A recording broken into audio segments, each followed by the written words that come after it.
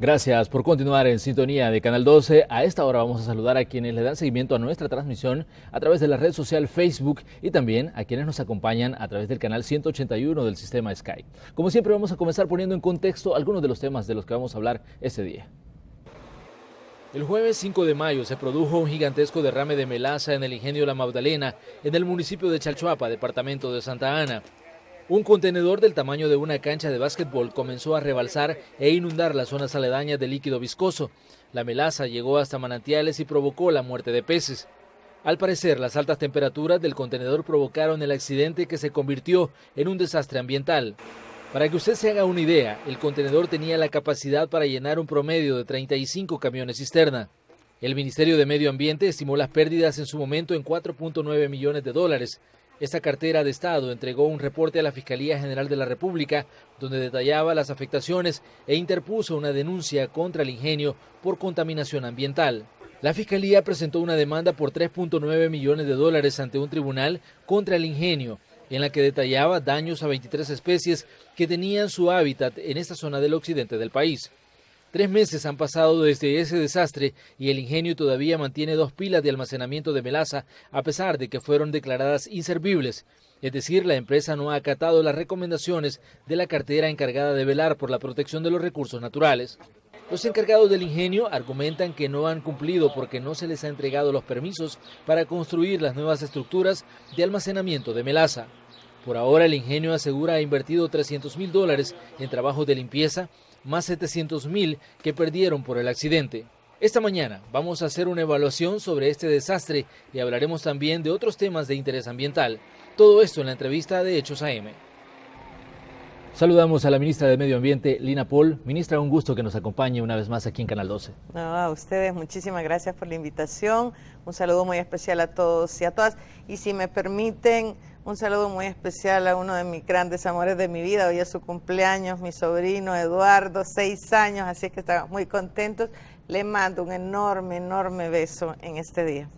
Ministra, han pasado ya más de 3 meses de este accidente que ocurrió ahí en el ingenio La Magdalena. ¿Cuál es la evaluación que hace usted de la situación cuando ha transcurrido todo este tiempo y vemos que algunas cosas sí ya mejoraron, pero otras todavía continúan ahí y que siguen evidenciando el problema que ahí se registró?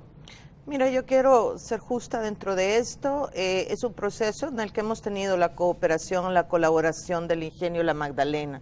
Eso es lo primero y lo más importante. No ha sido una empresa que ha rehuido su responsabilidad, todo lo contrario, ha dicho que va a enfrentarlo, que va a hacerlo.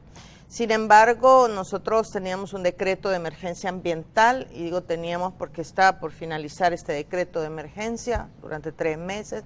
Hay algunas medidas que hemos definido y que debían hacerse, no solo que nosotros las hemos definido, pero que también el juzgado ambiental las ha definido.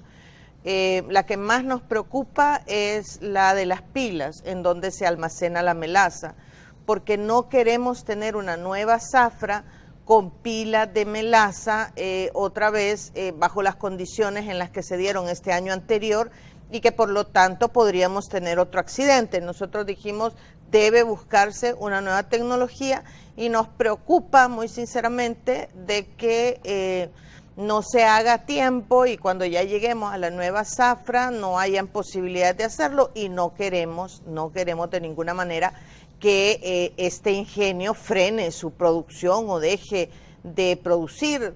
No es nuestro interés hacer eso. Nuestro interés es que no se genere un evento similar. Entonces nos preocupa muchísimo, llegamos ahí, queríamos llegar también de manera oportuna, con suficiente antelación, para poder ver, bueno, cuáles eran los problemas. Ellos dicen que sí, que ya están haciendo todas las gestiones para hacer la transformación de las pilas a cualquier otra tecnología, ya sea tanques de almacenamiento o pilas pero alejadas de los cuerpos de agua. Cualquiera de las dos alternativas puede ser, pero esta es una de las medidas más importantes que tienen que desarrollar. También en esta visita nos dimos cuenta que el tema de la restauración del río, que es un tema súper importante, hay todavía alguna documentación que tiene que ser revisada en el Ministerio de Medio Ambiente.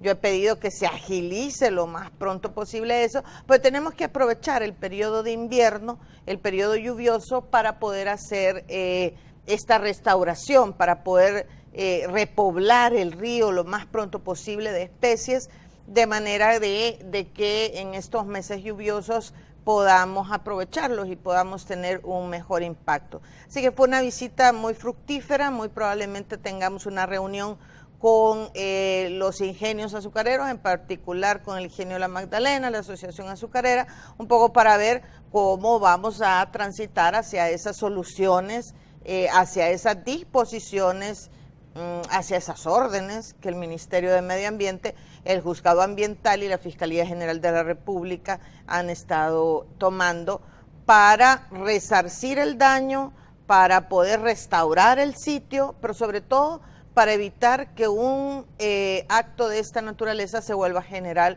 en futuras zafras. Ministra, pero hemos visto situaciones, por ejemplo, que le ha tocado enfrentar a usted, la situación de récord que todavía está ahí y que sigue latente, la situación de San Luis Talpa, por ejemplo, con el abandono de químicos, una cantidad de situaciones, por ejemplo, pero ¿qué, por ejemplo, armas tiene el Ministerio de Medio Ambiente para enfrentar todo este tipo de situaciones que a la larga generan, digamos, alarma entre la población, que generan temor hasta cierto punto? No, imagínate, nosotros estamos haciendo todo el esfuerzo movilizando a todas las instituciones, pero hemos tenido un golpe muy duro, una puñalada tremenda, un ametrallamiento espantoso, y fue la resolución de la Sala de lo Constitucional de la Corte Suprema de Justicia, en donde imposibilita al Ministerio de Medio Ambiente a la imposición de multas, es decir, de generar procesos sancionatorios, administrativos, que puedan desembocar en multas. Bueno, esto la Sala de lo Constitucional lo hace y con todo derecho, en el sentido de que hay una multa que nosotros impusimos, que incluso ganamos en la Sala de lo Contencioso, una multa muy alta, por irresponsabilidad ambiental, por haber hecho una obra sin permiso ambiental y generar impactos. Ya habíamos ganado, como digo, en lo contencioso, eso era increíble, estábamos súper contentos.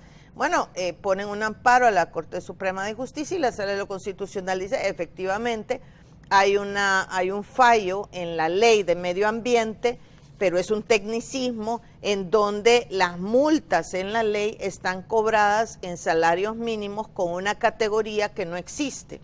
Estamos hablando específicamente del artículo 89 de donde la ley. habla de que las multas serán, digamos, impuestas en salarios urbanos, y decían Exacto, que ese es el término que no existe. Que no existe. Entonces dice, las multas, si son leves, irán de tanto a tanto salarios mínimos urbanos. Bueno, sobre esa base impusimos esa multa, que era una multa bastante alta, casi de $400,000, que iba a ir para los temas ambientales, imagínense. Además que representaba que habíamos ganado ante todas las instancias, que habíamos demostrado técnica y científicamente que había un problema.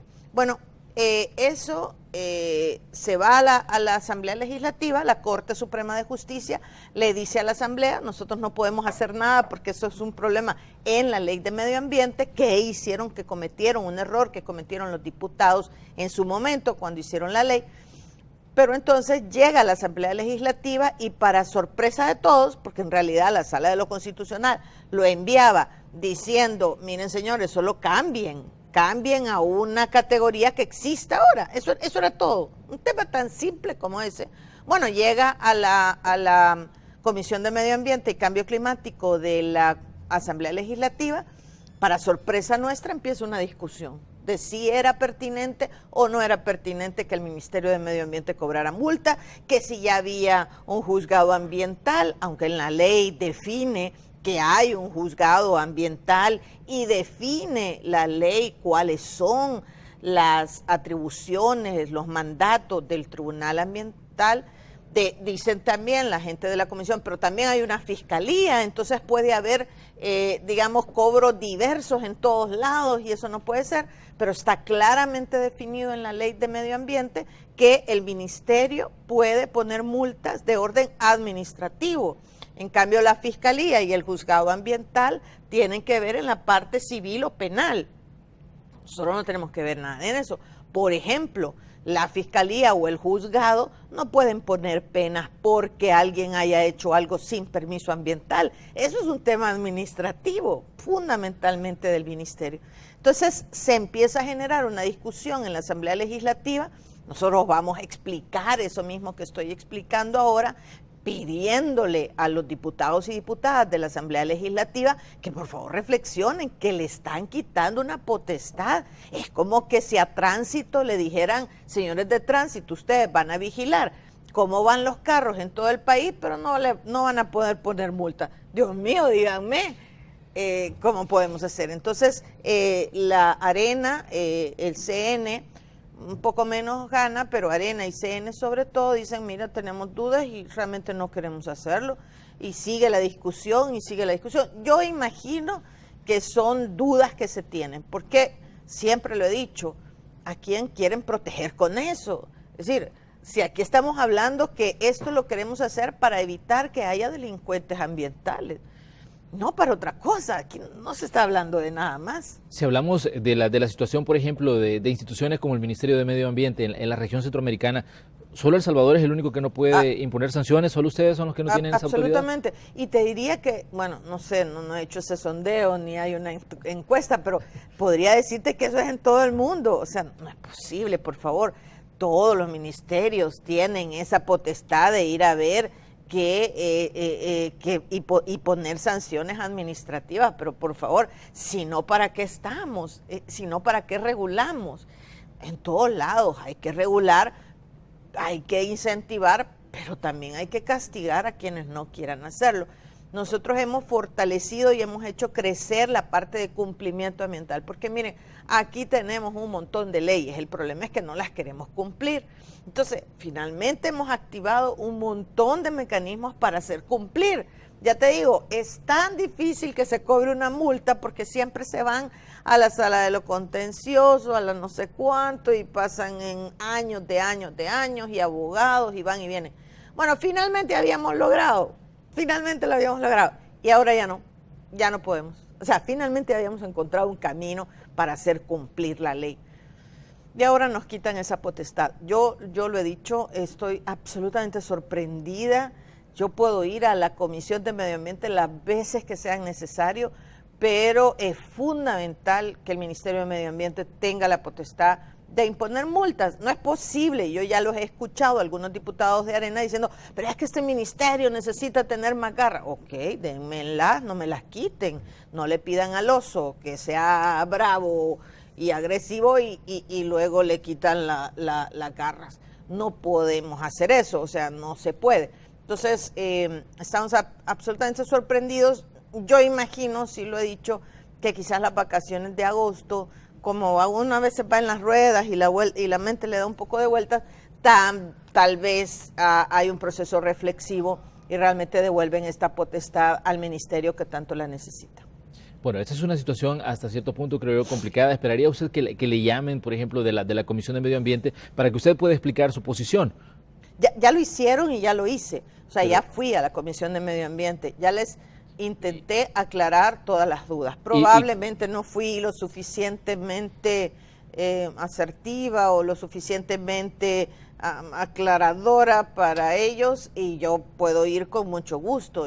Llevamos a todo nuestro equipo, estuvimos ahí tratando de decirle, y además está en la ley, es que ni siquiera tengo que explicarlo, en la ley, que es el expertise de los diputados y diputadas, está claramente definido por qué se necesita que el ministerio imponga todas las multas en el sentido de manejo administrativo, y cómo los otros tienen que ver, los tribunales ambientales, y la Fiscalía General de la República tienen que ver más bien con los temas civiles o penales.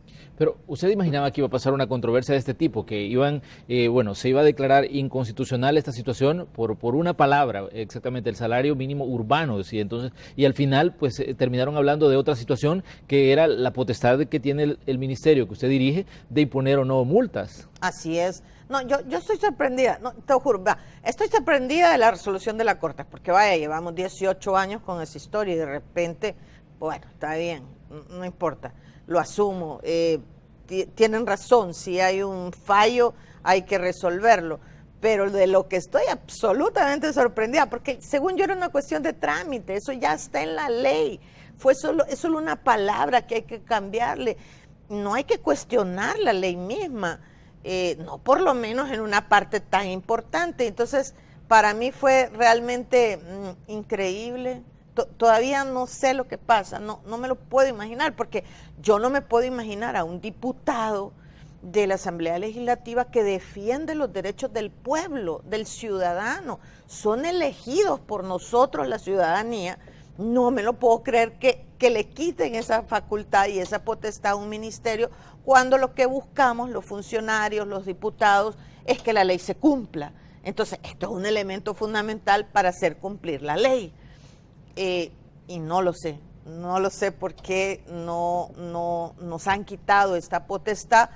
Y lo que más me sorprende es que no sé por qué es así, cuando ya lo estábamos haciendo bien, cuando finalmente habíamos dado vuelta a esto, cuando habíamos dicho, mire, que la ley existe es importante, pero es más importante que se cumpla. Cuando ya habíamos logrado llegar y ganarle a la sala de lo contencioso, entonces lo hacen. Bueno.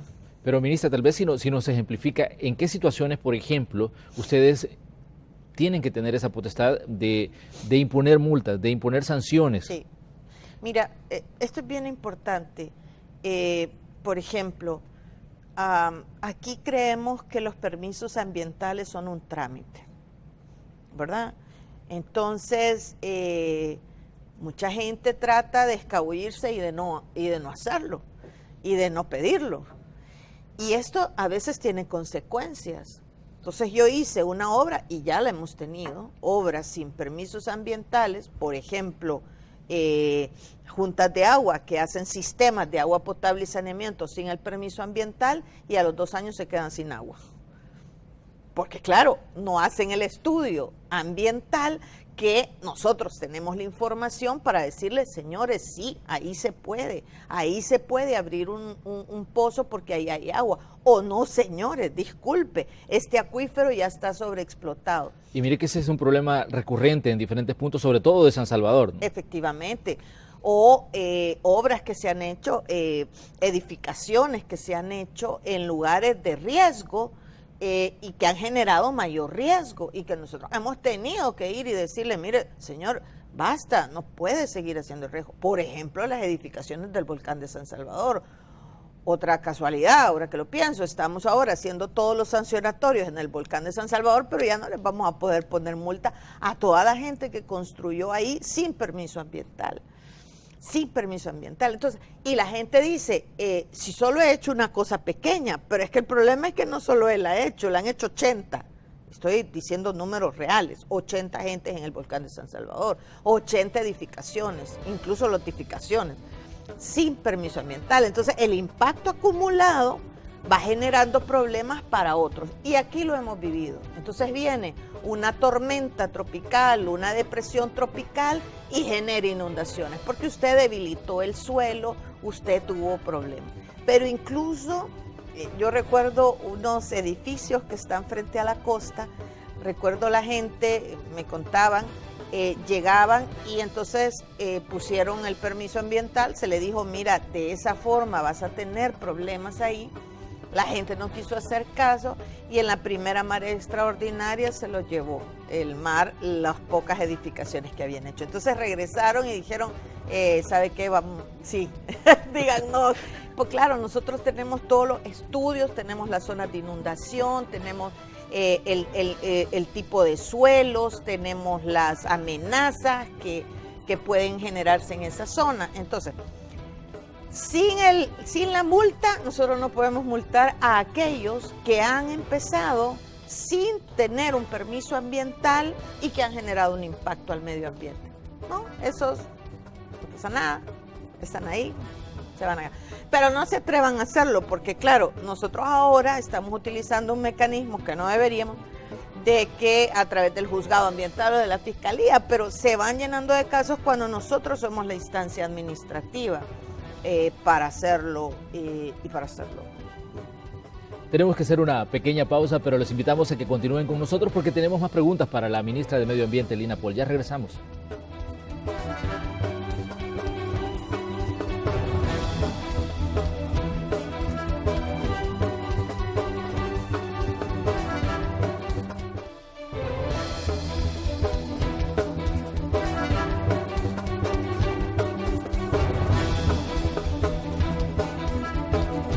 Gracias por continuar en sintonía de Canal 12. Esta mañana tenemos la visita de la ministra de Medio Ambiente, Lina Pol, y estamos hablando sobre, una situación que se ha dado y es que el ministerio no puede imponer sanciones debido a una resolución de la Sala de lo Constitucional que tiene que ver con el artículo 89 de la Ley de Medio Ambiente. Pero hablemos sobre los permisos ambientales, ministra. Me llama la atención que esta semana ha habido declaraciones, por ejemplo, de sectores empresariales que dicen que algunos proyectos y algunas inversiones no se han materializado debido a que Medio Ambiente pues no les ha dado los permisos ambientales para poder proceder. ¿Cómo funciona esto? ¿Y cuáles son, por ejemplo, los reparos que ustedes ponen en determinado momento a estos permisos?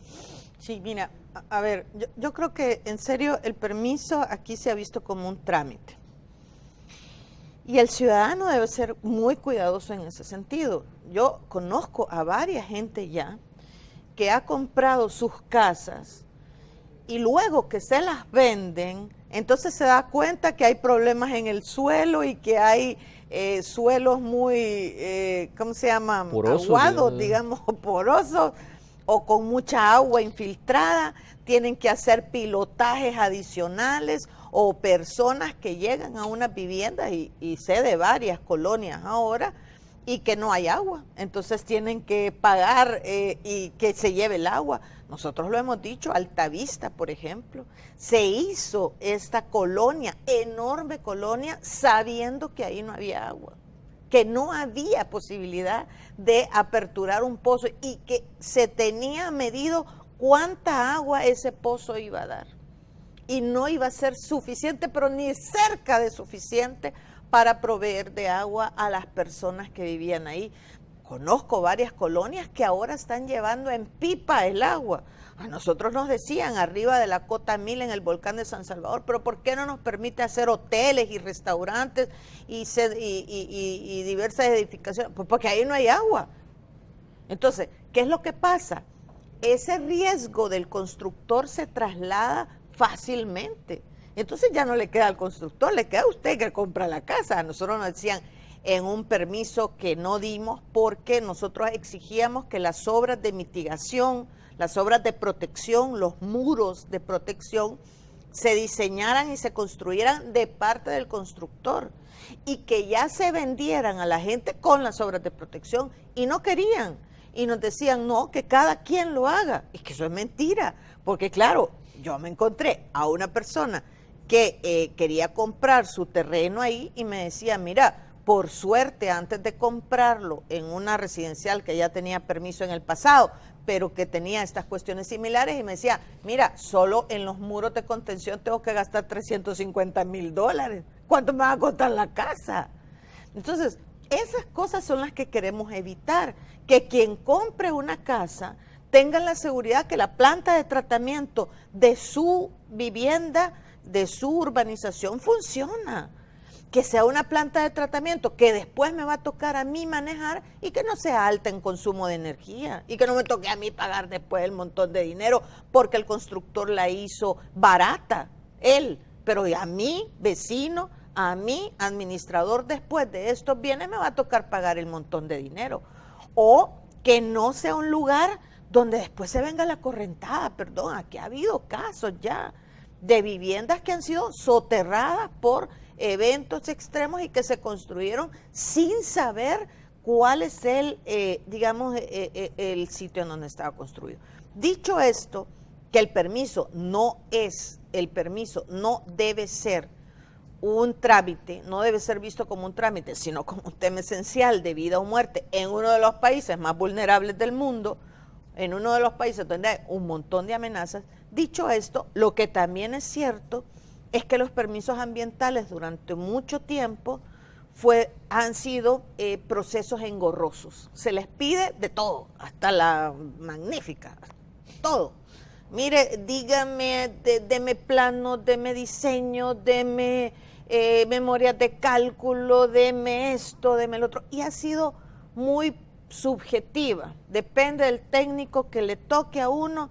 Ese técnico define, yo quiero ver esto y yo quiero ver lo otro. Eso es cierto. Nosotros hemos estado con la Agencia de Protección Ambiental de los Estados Unidos, con la EPA, varios años. De hecho, ya tenemos 2 años con ellos para sacar, que ya lo terminamos, el nuevo sistema de evaluación ambiental. Y ya lo consensuamos con los constructores, con los diversos sectores, los criterios para categorizar, los términos de referencia para hacer los estudios de impacto ambiental. Tuvimos una consultoría también de Cuba, para que vean lo diversos que somos y lo importante que el mundo es, si es diverso. Hemos tenido con Estados Unidos y con Cuba esa cooperación para revisar toda la documentación. Estamos listos para sacar el nuevo sistema de evaluación ambiental, que es un sistema súper riguroso, porque se basa en toda esa información geográfica que este ministerio ha construido.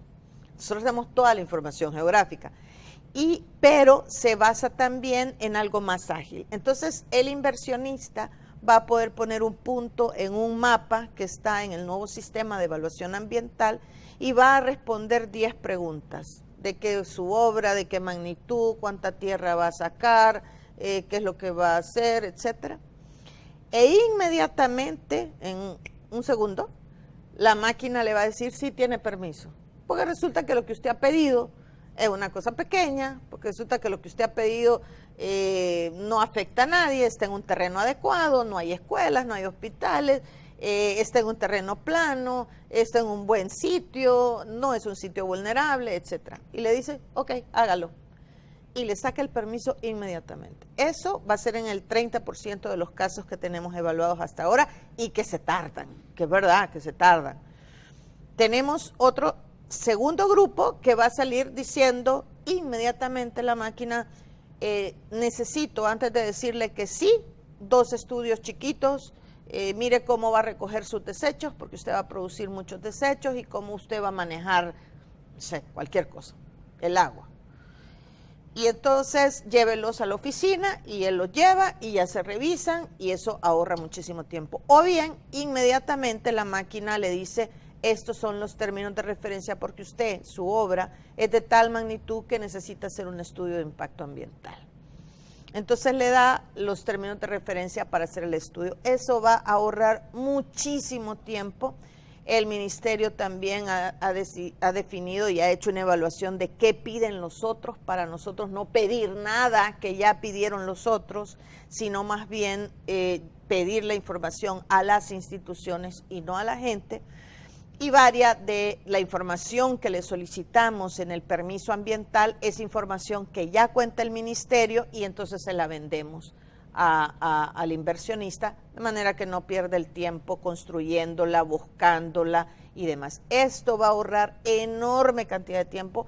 Ya se terminó, solo estábamos esperando hacer la presentación oficial, ya se consensuó con todas las diferentes instancias y estamos muy complacidos de haber terminado un trabajo de casi 2 años. Ahora no van a tener excusa nadie, todos van a entrar, van a ser tiempos muy cortos los que se van a desarrollar para hacer esto. Ministra, si hablamos, por ejemplo, de departamentos como San Salvador y hablamos de departamentos como La Libertad, que son los que tienen, digamos, mayor crecimiento urbanístico, ¿es más difícil hoy construir o por ejemplo, que ustedes pongan un poquito más de reparos debido a la misma situación de estos departamentos por la cantidad de edificaciones que hay, por la cantidad de proyectos que se pretenden hacer? Y sabemos que ya en algunos puntos ya no hay terreno porque ya están todos ocupados. ¿Cómo evalúan ustedes esta situación, por ejemplo, para dar los permisos en San Salvador o La Libertad, que somos donde vemos que hay mayor cantidad de concentración de población?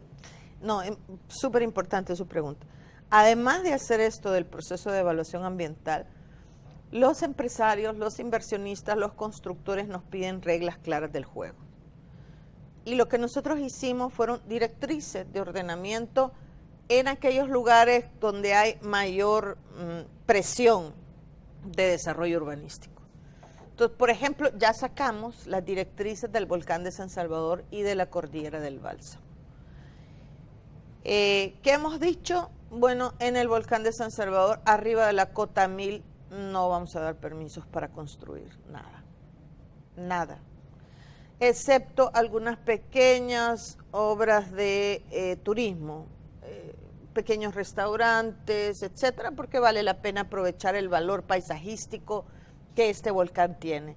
Pero no vamos a permitir urbanizaciones, no vamos a permitir hoteles de gran magnitud, no vamos a permitir nada de eso. No se puede, es un volcán, los volcanes hacen erupción, es un volcán activo. Además, no hay agua arriba de la cota 1000, además hay probabilidad de deslizamientos, etcétera, ¿verdad? Entonces no vamos a permitir. Y esto por la gente que vive abajo del volcán, o sea, no podemos seguir construyendo mayor riesgo para los que están abajo. También ya están aprobadas en el diario oficial las nuevas directrices para la cordillera del Bálsamo. Y aquí quiero ser muy enfática. Mire, en buena parte de la cordillera del Bálsamo, arriba de la cota 1000, lo que hemos dicho es, en estos lugares se podría construir, pero solo en el 30% del terreno. Y el 70% debe destinarlo como un área protegida. Y en ese 30% del terreno solo se puede construir vivienda en altura. Es que ya no podemos seguir extendiéndonos en el territorio. Tenemos que empezar a crecer. Tenemos que dejar de lado esta idea de que quiero tener mi jardincito, quiero tener mis árboles, mi grama. Dejemos de pensar en eso. Tenemos que crecer para arriba, porque este país no da más. No podemos seguir impermeabilizándolo todo. Es un territorio muy pequeño y con mucha población. Entonces tenemos que empezar a crecer para arriba, no a los lados como yo, pero para arriba. Entonces hemos dicho en estas directrices, sí, es un lugar precioso, tiene vistas hermosas, pero no podemos intervenirlo grandemente. No podemos cambiar ya el microclima, no podemos seguir haciendo las cosas que se han hecho, por ejemplo, en Nuevo Cucatlán o en algunos lugares de estos, donde eran bosques y lo peloneamos todo. Y construimos casas con 1, 2, 3, yo he visto urbanizaciones ahí con 3 árboles, se lo juro, en donde antes era un bosque. Y estamos cambiando el microclima de ese lugar. La temperatura está creciendo significativamente. Esta es una zona donde hay que aprovechar el agua que nos llega y que tenemos que fijarla. Entonces, hemos dicho, no se puede, sí se puede construir, pero solamente en una parte del terreno, vamos dejando espacios de bosque y solamente vivienda en altura, por ejemplo. Bueno, y a veces nos preguntamos por qué hace tanto calor, y esa es una de las situaciones. San Salvador, La Libertad están bien deforestados ya. Santa Tecla, que antes se consideraba un lugar privilegiado por su clima, ha cambiado considerablemente en los últimos años, y eso usted nos puede dar el testimonio respecto a estos cambios que han implicado, incluso cambios hasta en la forma de vida en estos departamentos. No, efectivamente. Y mira, esto no es solo de nosotros. Estados Unidos acaba de tener en su costa oeste, no sé, Nueva York, Washington, todo eso. Acaba de tener una ola de calor y un warning. Yo no sé si sigue la advertencia de la ola de calor, pero temperaturas récord que no habían visto en años. Y nosotros nos está pasando lo mismo, aumentos de la temperatura, temperaturas récord. Entonces, todo eso, escasez del agua. Fíjense, por ejemplo, el informe del Estado de la región ha dicho que El Salvador es el único país de Centroamérica, o el primer país de Centroamérica que entró en la categoría de déficit de recursos naturales para cada uno de sus habitantes, porque somos muchos y nos estamos acabando todo. Pero además dice, somos el único país de la región que está llegando a problemas con el agua. Nosotros estamos utilizando el 8% del agua disponible. Entonces la gente me dice, pero queda el 92%. Y yo le digo, no, es que aprovechar arriba del 10% ya es súper caro. Israel lo hace, claro que lo hace Israel, pero ha invertido millones de dólares. Entonces nosotros tenemos que cuidar nuestro recurso agua, porque si no nos va a ser cada vez más caro sacar el agua para llevársela a todas nuestras poblaciones. Entonces hay que cuidarla, ¿verdad? Y creemos nosotros que con estas medidas vamos a lograr que se infiltre el agua. Entonces estamos en un nuevo sistema de evaluación ambiental, pero también estamos en la definición de las directrices de ordenamiento. Ya sacamos las del volcán de San Salvador, las de la cordillera del Bálsamo, ya finalizamos y estamos en proceso de consulta con las directrices de la zona costero marina para todos los municipios, que son como 75 municipios de toda la franja costero marina, y así vamos a continuar hasta dejar como legado en esta administración el mapeo de las directrices ambientales, dónde se puede hacer algo, dónde no se puede hacer algo y las reglas claras del juego para todo el mundo. Ministra, ya que estamos hablando de intenso calor, ¿cuáles son las perspectivas del clima que tienen ustedes para los próximos meses? Porque hablábamos, por ejemplo, en otra entrevista que tuvimos en este mismo espacio, usted nos decía, este va a ser un invierno hasta cierto punto copioso, porque existe la posibilidad de que El Salvador sea afectado por el fenómeno de la Niña. Ya los meses han comenzado a pasar, la temporada de lluvias está en pleno desarrollo, pero ¿qué podemos esperar? A mí, por ejemplo, por lo general siempre me provoca un poco de temor octubre, noviembre, que es cuando se han dado los fenómenos más fuertes y que han generado daños cuantiosos aquí en el territorio salvadoreño. Bueno, efectivamente, lo dijimos, este iba a ser un periodo lluvioso mojadito, bien mojadito, y así lo hemos tenido, y dijimos que en los primeros meses no iba a haber mucha lluvia y efectivamente en mayo lo tuvimos deficitario. Junio y julio hemos tenido sobre la base de lo normal, o sea, en el rango de lo normal, pero el último periodo lluvioso probablemente lo tengamos por encima de lo normal, dentro del rango de lo normal, pero un poco por encima de lo normal. Tenemos siempre el 60% de probabilidad del fenómeno de la Niña. De hecho, hemos tenido la anomalía, el fenómeno de la Niña tiene que ver con una anomalía en la temperatura del agua en el Pacífico. Se enfría el agua. Entonces, como se enfría el agua, hay más lluvias.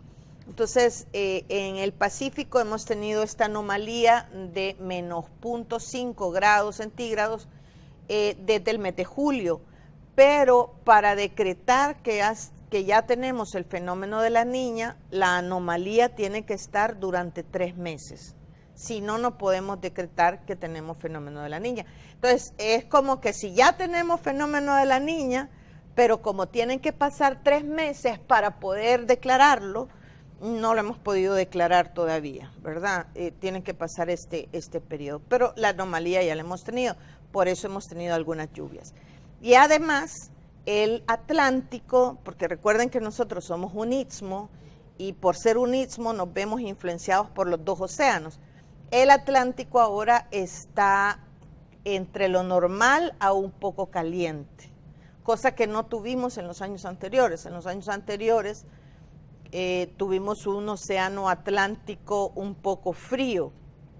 El año anterior menos, pero el año antepasado lo tuvimos así. Ahora está en lo normal un poco caliente el océano Atlántico, entonces va a estar un poco más activo, con bajas presiones, tormentas tropicales e incluso huracanes, como el que acabamos de tener, el huracán Earl. Entonces vamos a ver más lluvias durante este último trimestre del periodo lluvioso. Y se esperan fenómenos como Earl. Bueno, Earl pasó, digamos, en la parte de la zona norte del territorio, lo vimos, que alcanzó, digamos, fueron algunos remanentes los que afectaron a territorio salvadoreño. La mayor afectación estuvo en Honduras y en parte de Guatemala, ¿no? Sí. Y de ahí, ni qué decir, de México, donde dejó verdaderos estragos, que dejó una cantidad importante de gente incluso fallecida debido a inundaciones, deslizamientos y todo lo que conlleva un fenómeno de este tipo. ¿Podemos esperar fenómenos de este tipo que afecten directamente a El Salvador en los próximos meses? Mira, no, a ver, no podemos decirlo, las perspectivas no pueden contemplar eventos extremos o eventos como estos huracanes. Probablemente, o sea, hay probabilidad de que lo tengamos y debemos estar preparadas para algo de esta naturaleza. Sobre todo porque después de fenómenos del Niño tan fuertes como el que tuvimos, pueden generarse eventos de esta naturaleza que pueden ser desastrosos. No quiero asustar a nadie, no lo podemos saber, eso no tengo hasta ahora una bola de cristal. Ya pedí una, pero no me la dan, dicen que tengo que ser bruja certificada, pero no podemos saberlo. Pero sí hay condiciones para que se generen huracanes o bajas presiones o tormentas tropicales de esta naturaleza y tenemos que estar preparados para eso. Bueno, una situación que se dio hace algún tiempo fue cuando se declaraba que El Salvador era uno de los países más vulnerables, y es ahí donde creo yo que surge nuevamente la advertencia de estar preparados, sobre todo las personas a las que se les hace énfasis cuando viene la lluvia, ¿no? Hay gente que vive en zonas de alto riesgo, zonas propensas a deslizamientos, tanto, digamos, ustedes con Medio Ambiente están las advertencias, se coordinan con Protección Civil que genera las alertas y bueno, y todo el mundo a prepararse porque son situaciones que ocurren y que están ahí y que pueden darse, como usted lo dice. O sea, no se puede, digamos, prever ese tipo de situaciones, pero sí tampoco se pueden descartar. Efectivamente, y debemos estar preparadas para eso. Hay una probabilidad del fenómeno de la Niña, el océano Atlántico está entre lo normal a caliente, pues hombre, hay que hacerlo, hay que prepararnos. Nosotros estamos fortaleciendo siempre nuestras capacidades, estamos siempre muy atentos, viendo cómo avanzamos. Por favor, si usted tiene un celular con sistema Android, baje nuestras aplicaciones. El Weather Hazard es una de las más importantes. Entre ahí, vea, ahí tenemos nuestros radares meteorológicos. Son una maravilla porque no necesita esperar lo que esté diciendo el Ministerio de Medio Ambiente. Usted ve claramente cómo viene todo el núcleo de lluvias hacia San Salvador, si es que está en San Salvador o si está en San Miguel, ve cómo va llegando y usted dice, bueno, a mí me sirve mucho porque yo tengo mis pantallas en la oficina y a veces, no siempre tengo éxito porque tengo mucho trabajo, pero a veces digo, ups, ya viene la lluvia, mejor me apuro para subirme ya al carro, si no me voy a mojar. Bueno, usted puede tener esa probabilidad, pero lo más importante, usted puede ver si los núcleos están como coloreados. Y si los núcleos de lluvia están en rojo, eso significa que es una lluvia súper fuerte que va a llegar. Ahí le muestran los colores y usted puede tomar las medidas del caso si está en una zona de riesgo. De manera que por favor vigile nuestras aplicaciones, nuestra información en la página web del Ministerio, en el Facebook y en el Twitter. Ministra, me gustaría que hiciéramos un apartado sobre un proyecto que ustedes lanzaron y que generó mucha expectativa, el proyecto de rescate del río Acelguate. ¿Cómo va este proyecto? ¿Qué tan factible es? Y mucha gente todavía pues no da crédito a lo que estaba escuchando, pero queremos conocer sus impresiones y bueno, ¿y cómo va esta situación? Bueno, mira, va súper bien, yo estoy muy contenta. A ver, nosotros no planteamos rescatar el río Acelguate, no, porque eso hemos hecho siempre. Queremos hacerlo todo y uno dice, todo el río es imposible. Pero claro, nosotros hemos terminado el Plan Nacional Hídrico. El Plan Nacional Hídrico es una inversión enorme, gracias a la cooperación del pueblo y del gobierno de España, y con eso nosotros podemos determinar claramente varias cosas. Por ejemplo, en el río Acelguate, yo ya sé cuáles son los tres pequeños tramos que provocan el 80% de la contaminación. Entonces, yo no voy a descontaminar el río Acelguate.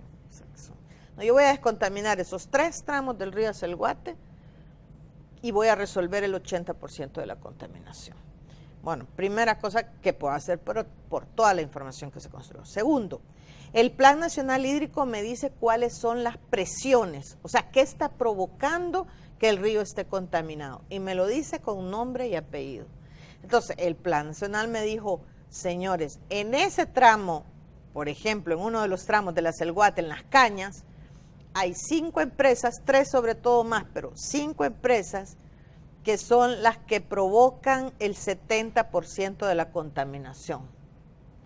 Wow, entonces yo dije, claro, y yo ya sé su carga contaminante. Y la buena noticia, de verdad, porque yo estoy súper contenta, nos acercamos a las 5 empresas y las 5 empresas están dispuestas a hacerlo. De hecho, de 2 de estas 5 ya tengo el permiso para hacer la planta de tratamiento, ya tengo los estudios en el Ministerio de Medio Ambiente para hacer la planta de tratamiento. O sea, hemos estado desde hace un montón de tiempo, tienen hasta octubre para ingresar todo al ministerio, porque si no, ese listado va a ser expuesto.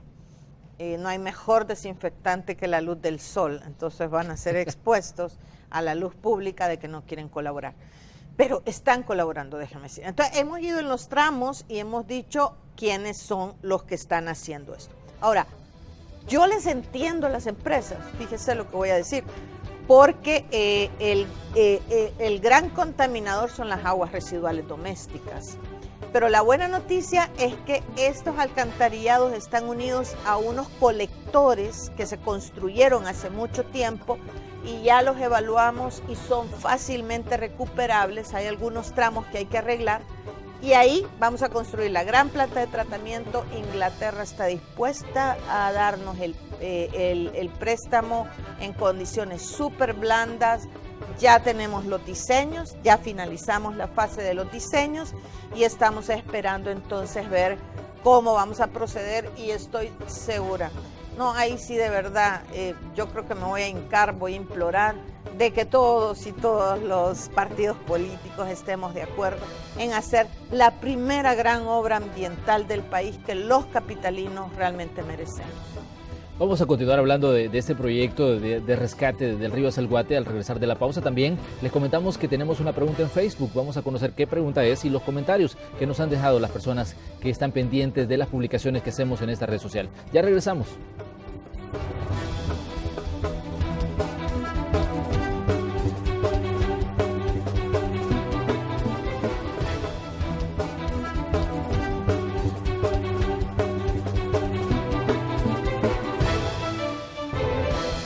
Continuamos con la entrevista que tenemos esta mañana en Hechos AM. Estamos conversando con la ministra Lina Pohl y hablábamos del proyecto para rescatar el río Salguate. Ministra, una de las bases de la campaña que se hizo sobre este proyecto fue que si era posible, por ejemplo, consumir bebidas hechas con agua que venía del río Salguate. Incluso decía, se puede preparar café con el agua del río Salguate. A mucha gente no le daba credibilidad a esta situación, pero me gustaría que nos explicara qué es lo que ustedes buscaban con este mensaje, qué le buscaban decir a la ciudadanía sobre este afluente que es tan grande y que cruza por casi toda la capital, ¿no?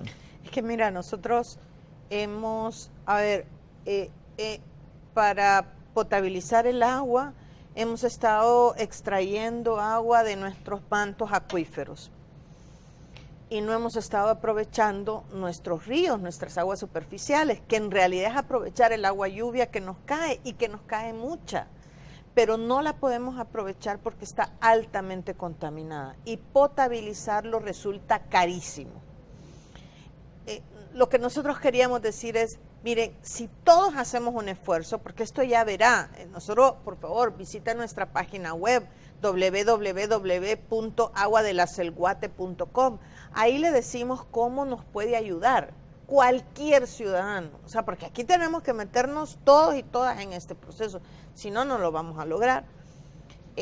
Entonces, nosotros sí rescatamos nuestros cuerpos de aguas superficiales, los podemos utilizar para cualquier cosa. Mire qué maravilla. Yo, que ahora me he recorrido el Aselguate con estos ingleses que vinieron, nos fuimos por todos lados, estaba impresionada, los ingleses también.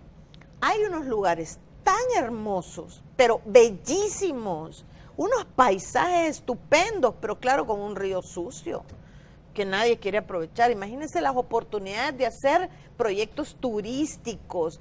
Hay lugares donde ellos nos decían, ese agua de la Salguate, hay lugares donde ellos nos decían, fíjate, nos decían, mire, aquí se pueden hacer pilas de peces para que la gente que vive en los alrededores de la Salguate pueda tener seguridad alimentaria, pueda tener algo para vivir mejor, poder pescar ahí.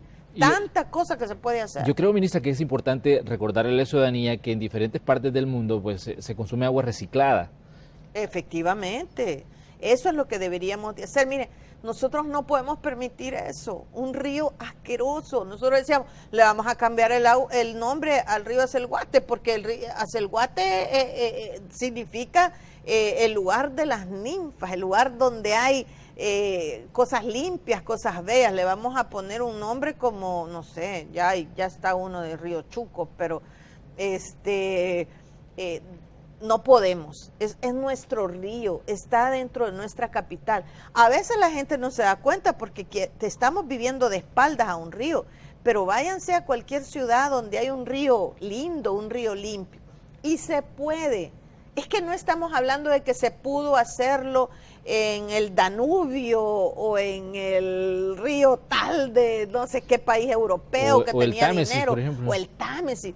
No, señores, se puede hacer, lo está haciendo Nicaragua con su lago de Managua, ahora descontaminado, que por cierto los ingleses son los que lo han estado haciendo allá en Nicaragua, lo han estado haciendo ahí. Ya no estamos hablando de soluciones costosísimas, ahora la tecnología de saneamiento es bastante más barata. Entonces nosotros quisimos decir, mire todo lo que se puede hacer. Bueno, ahí pueden encontrar también a la ministra explicando, ¿no? Bueno, eso no es lo mejor de la página, pero puede ver tanta cosa y se puede recuperar. Yo siempre digo, siempre me impresionó cuando le preguntaron al presidente de España, Felipe González, estaba entonces, ¿qué hizo España para pasar del subdesarrollo al desarrollo? Y todos esperábamos que diera una charla de 1 hora o de 2 horas para mostrarnos el camino. Y él solo respondió casi con 3 palabras, nos lo creímos. Entonces, yo creo que si nosotros lo creemos, que si nosotros decimos, sí se puede, y yo voy a aportar para hacerlo, mire, ahí no hay nada que no te tenga, nada que no te tenga. Ministra, hemos estado formulando una interrogante a través de Facebook y tiene que ver con el tema que hablábamos en el transcurso de esta entrevista sobre la situación del artículo 89. La pregunta que formulamos, ¿considera usted que se debería autorizar al Ministerio de Medio Ambiente a sancionar a quienes cometan delitos ambientales? Esta es la interrogante que formulamos a través de Facebook y vamos a conocer qué nos dice la gente. Las personas opinan, por ejemplo, Edgardo Siliesar dice que le pongan esquelas a todos aquellos que tiran basura por la ventana del carro, bus, sí, que sea de un salario mínimo, tal vez así nos educamos. Sí. Antonio Morán nos dice, por supuesto que sí, pero que la ley se aplique parejo, sí. Caerían muchos funcionarios, especialmente alcaldes. Ismael Hernández, claro que no, porque son desgracias que suceden y que nadie se espera. Isan Sajet Artero, claro que sí, el problema es que a los que tienen dinero o apoyo político no se les aplica. Y Roland Samaranch nos dice, sí, porque hay gente y empresas que contaminan y nadie les multa o castiga. Bueno, estas son parte de las intervenciones que tienen los ciudadanos a través de la red social Facebook. Ministra, ¿qué piensa usted, por ejemplo, de las opiniones de la gente? Porque la sabiduría también viene de la gente que opina. No, yo creo que es así, miren, hay que poner parejo y nosotros en el Ministerio de Medio Ambiente, si nos hemos caracterizado por algo es porque no nos dejamos comprar, no hay intereses que haya de por medio. Nuestro único interés es velar por los recursos naturales que están tan degradados y escasos en nuestro país. Quizás nuestro mayor esfuerzo es tratar de transmitirles a usted que está en su casa o en su trabajo en este momento, transmitirle, decirle que estamos queriendo darle un rostro nuevo a El Salvador, rescatar estos recursos naturales, revertir esta degradación ambiental, hacer un país más resiliente, más fuerte a los efectos del cambio climático que van a estar cada vez peores. Y yo creo que estamos en esa senda, estamos lográndolo y espero yo, como dicen algunos de esos, que sí, que se aplique la ley, pero que sea parejo y que sea para todos y para todas. Yo creo que un dato importante lo decía uno de los comentarios en Facebook, por favor, no tire basura, por ejemplo, por la ventana de sus vehículos. Sí. Bueno, de hecho, ya terminamos, estamos súper contentos porque ya terminamos la fase de consulta con todas las alcaldías, Ya tenemos el documento que vamos a enviar a nuestro gobierno, a la Secretaría de Asuntos Jurídicos, la nueva ley de residuos. Y ahí hay multas, por supuesto que hay multas para quienes boten basura. Incluso habían para nosotros sanciones de cárcel, pero eso pues no fue bien recibido por algunos sectores. Pero sí hay multas para quienes tiren basura y pueda movilizarse la Policía Nacional Civil, así como le van a poner multas de tránsito, así también multas por tirar. Bueno, gracias, ministra, por haber venido a conversar con nosotros. Como siempre, es un placer contar con su presencia aquí en Canal 12. No, al contrario, muchísimas gracias por la invitación y un saludo muy especial. Que tengan un excelente fin de semana. Como dicen, es viernes y el cuerpo lo sabe. Y entonces ya disfrútenlo, por favor. Estamos para servirle y para cuidarles a ustedes. Bueno, este ha sido el punto de vista de la ministra de Medio Ambiente, Lina Pohl, que usted ha conocido a través de Hechos AM. Con esto cerramos el espacio correspondiente este día viernes, pero los invitamos a que continúen con Canal 12 porque ya viene la segunda parte de Noticiero Hechos.